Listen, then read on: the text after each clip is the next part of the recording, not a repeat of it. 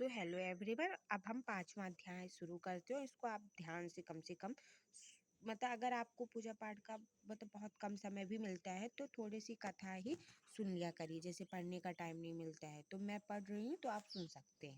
ज़्यादा नहीं, 5-10 मिनट का ही टाइम लगता है। ठीक है, तो शुरू करते हैं। राजा पृथु ने कहा, हे मुनि जी, आपने कार्तिक मास में स्नान का फल कहा। अब अन्य मासों में विधिवत स्नान करने की विधि, नियम और उद्यापन विधि मुझे बतलाएं।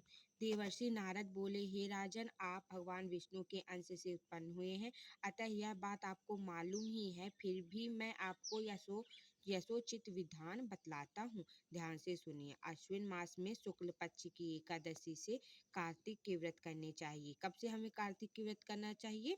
अश्विन मास में शुक्ल पक्ष की एकादशी से कार्तिक के व्रत। आप समझ रहे हैं कब से करना चाहिए? पॉइंट करिएगा। शुभ ब्रह्म मुहूर्त में उठकर जल पात्र लेकर गांव से बाहर पूर्व या उत्तर दिशा में जाएं। दिन में अथवा शाम को कान में जनेऊ चढ़ाकर पृथ्वी पर घास बिछा के सिर को कपड़े से ढककर मुंह को बलपूर्वक भली भांति बंद करके थूक व सांस को रोककर मल मूत्र का त्याग करने के पश्चात मिट्टी व जल से भली भांति अपने गुप्तांगों को धोए। तत्पश्चात जो मनुष्य दातुन मुख शुद्धि नहीं करता है उसके संबंध निष्फल हो जाते हैं। अतः हमें मतलब इसका अर्थ ये है कि हमें दातुन मतलब ब्रश जरूर ही करना चाहिए। अतः दांत और जीभ को यत्न पूर्वक शुद्ध करना चाहिए और निम्नलिखित मंत्र पढ़कर वृक्ष से दातून तोड़ने चाहिए।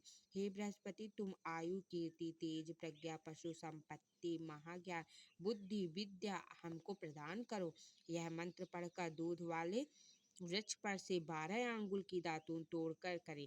व्रत तथा या श्राद्ध के दिन दातून नहीं करनी चाहिए। हमें कब नहीं दातून करनी चाहिए? जब श्राद्ध हो अपने पूर्वजों की, तब हमें दातून नहीं करनी चाहिए। प्रतिपदा, अमावस्या, नवमी, छठी, रविवार को चंद्र तथा सूर्य ग्रहण में दातून नहीं करनी चाहिए। कटीले पेड़ों, कपास, पीपल, बरगद और निर्गंध पेड़ों की दातून करनी चाहिए। पश्चात भली भांति स्नान करके फूल माला, चंदन और पान इत्यादि पूजा की सामग्री लेकर प्रसन्न मन व भक्ति पूर्वक भगवान शंकर के मंदिर में जाना चाहिए। वहां सभी देवी देवताओं का अर्घ अर्घ आचमनी आदि वस्तुओं से अलग अलग पूजन करना चाहिए। प्रार्थना एवं प्रणाम करना चाहिए। फिर भक्तों के स्वर में स्वर मिलाकर श्री हरि का कीर्तन करने हो माला, चंदन, तांबुल आदि से उनका पूजन करना चाहिए, क्योंकि देव स्थान पर भगवत कीर्तन करने वाले भी साक्षात भगवान विष्णु की भांति होते हैं। यह लोग सतयुग में विष्णु जी को भी अपनी तपस्या, योग और दान द्वारा भगवान को प्रसन्न करते थे, मगर कलयुग में भगवत गुणवान की भगवान श्री हरि को प्रसन्न करने का प्रधान साधन माना गया है। नारद जी ने राजा पृथु से कहा, हे राजा, मैंने एक बार भगवान से पूछा, हे प्रभु, आप अधिकतर कहाँ रहते हैं? यह सुनकर भगवान ने कहा, हे नारद, मैं वैकुंठ अथवा योगियों के हृदय में भी नहीं रहता, अपितु जहाँ मेरे भक्त मेरा कीर्तन करते हैं मैं वहाँ अवश्य रहता हूँ। जो मनुष्य चंदन माला आदि से मेरे भक्तों का पूजन करते हैं उनसे मेरी ऐसी प्रीति होती है जैसी कि मेरे पूजन से भी नहीं हो सकती। सीरीज, धतूरा, गिरजा, चमेली, मतलब आप ध्यान से सुनिएगा तो क्या करना चाहिए और क्या नहीं करना चाहिए इसमें अच्छे से बताया गया। केसर और कदार तथा कटहल के फूलों व अक्षतों से भगवान विष्णु की पूजा नहीं करनी चाहिए। अटहल, गंधगिरी, जूही, मालती और केवड़ा के पुष्पों से भगवान शंकर की पूजा नहीं करनी चाहिए। लक्ष्मी के इच्छुक पुरुषों को तुलसी पत्र से सूर्य नारायण की पूजा नहीं करनी चाहिए। जिन देवताओं की मतलब जो हमें लक्ष्मी की पूजा करना है तो उन्हें सूर्य नारायण की पूजा तुलसी से नहीं करनी चाहिए।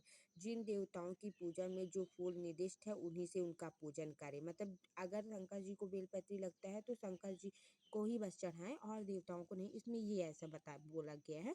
पर हम ऐसा कोई बोलते हैं ना कि बहुत वो भी अब भगवान की जो बुक में लिखा है मतलब हमें थोड़ा और भी विचार करनी चाहिए। उन्हीं से उनका पूजन समाप्त करने के पश्चात भगवान से क्षमा प्रार्थना करें, यथा, हे सुरेशा, हे देव, मेरे पास ना मंत्र है ना क्रिया, मैं भक्ति से भी हीन हूँ।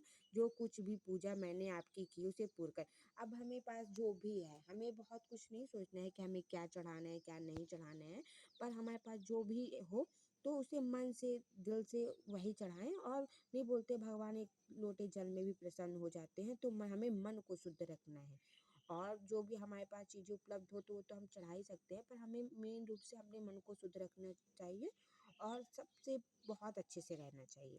तो ठीक है। ऐसी प्रार्थना करने के बाद दंडवत प्रणाम व 2 क्षमा प्रार्थना करके भगवत कीर्तन करना चाहिए, श्री हरि की कथा सुननी चाहिए और प्रसाद ग्रहण करना चाहिए। इस तरह बताई गई विधि के अनुसार जो मनुष्य कार्तिक व्रत का अनुष्ठान करते हैं वह संसार के सभी सुखों को भोगते हुए अंत में मुक्ति को प्राप्त पाते हैं।